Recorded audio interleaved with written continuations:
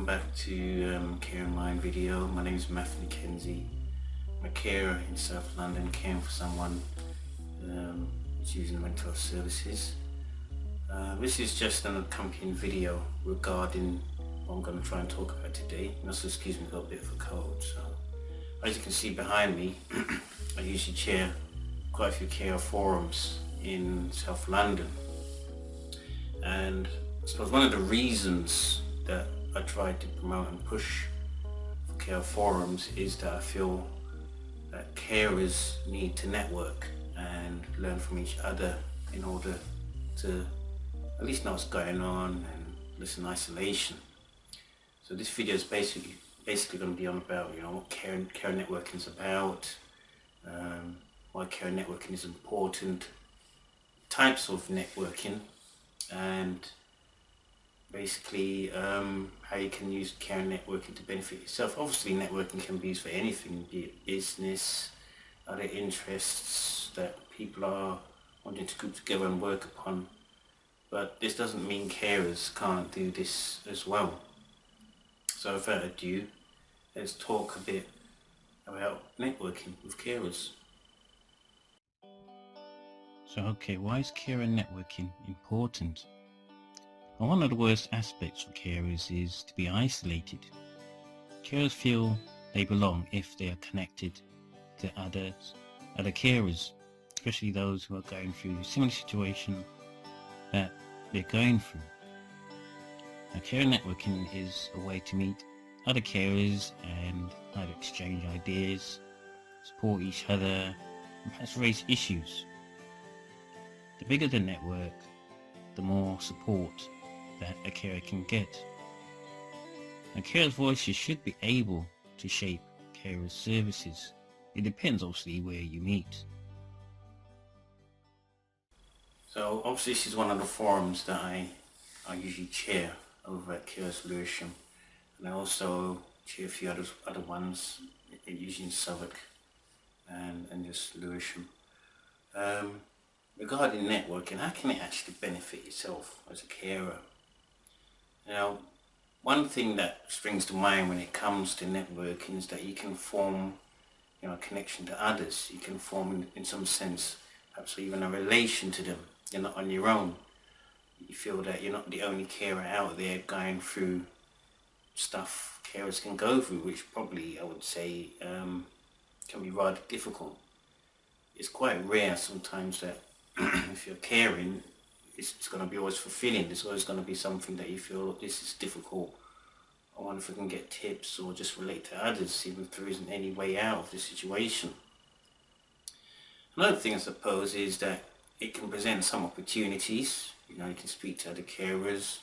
Perhaps one carer might know of an event that you might wish to attend, or they may wish to have you come along to their group, to their carer support group, and perhaps tell your story.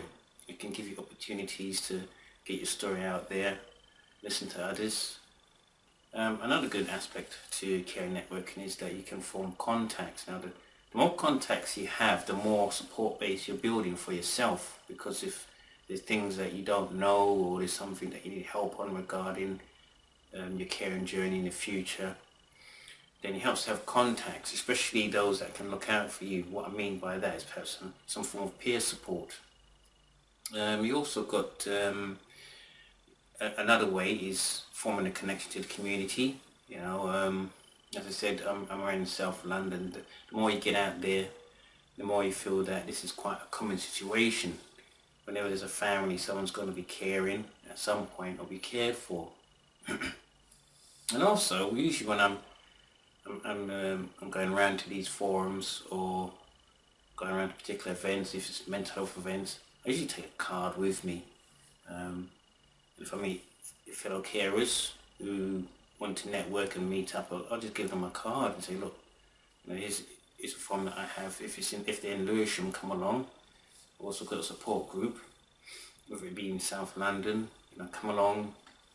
Don't be isolated. This is one of the most common things that can hit carers or those suffering mental health problems.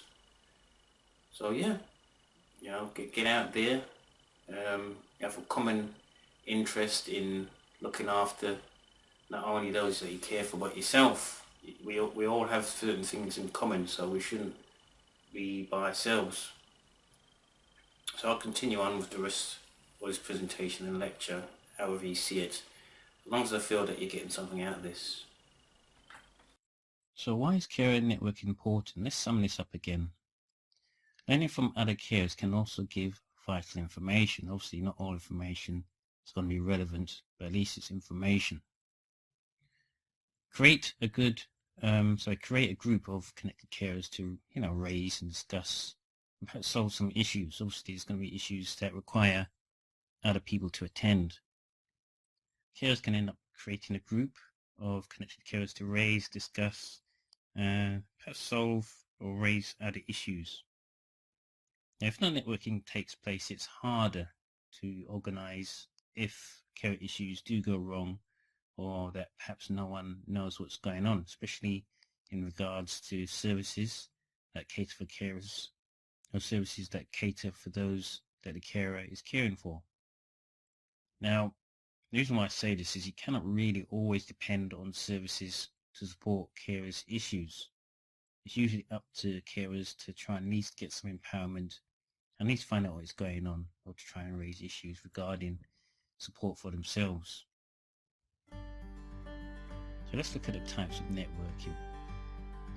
Now there's many ways to network. Obviously one of the most easiest way, I suppose, is going to a carer centre. Really, they're going to have groups going on, especially support groups. That'll probably be your first port of call in order to connect with other carers, especially perhaps a mental health care support group. Or another one would be perhaps attending a carers forum. The difference between a carer support group and a forum is that carer support groups are there to where carers can find these therapeutic support, and at least to get to give an update on their own particular circumstances. With a care forum, obviously there's not going to be enough time. It's not always going to be therapeutic, and carers want to know what is happening in regards to a particular service. They might want to raise issues which the forum might want to look into. The forum can also be used to develop certain carer, what could you call them? Carer agendas, documents even, ways of perhaps speaking to others in some sense, at least a group's established or forums established. One of the easiest ways is actually if the carer is okay with that, you could swap contact information, ring around to see how carers are doing. This is perhaps a sort of form of peer support for carers. Attending awareness events. If you're caring for someone who's suffering mental health difficulties, obviously you might want to attend a mental health awareness event or mental health event regarding services. You can also attend care awareness events, but again it's a form of networking. Signing up to online forums, obviously with carers, if you're caring for someone you can't easily travel as much, you might end up having to stay home or stay with that person to try and support them.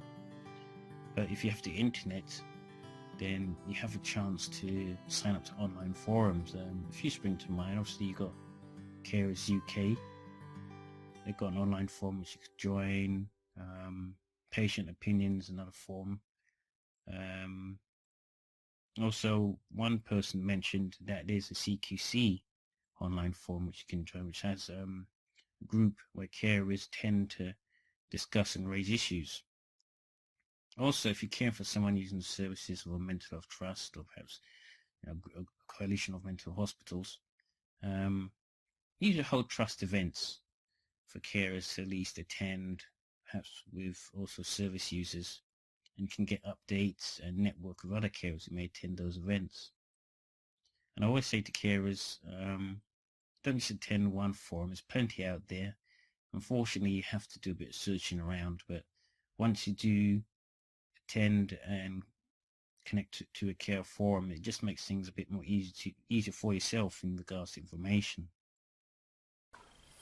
Okay, that wraps up the presentation to accompany one of the presentations that I done over at the care centre regarding care networking. And I did ask the group to feedback to me what type of networking, care networking I should say, was useful in their ideas, and some of them did mention that it doesn't always have to be the care centre that you can network. You can also go to other organisations that perhaps run events, may support those that you're trying to care for.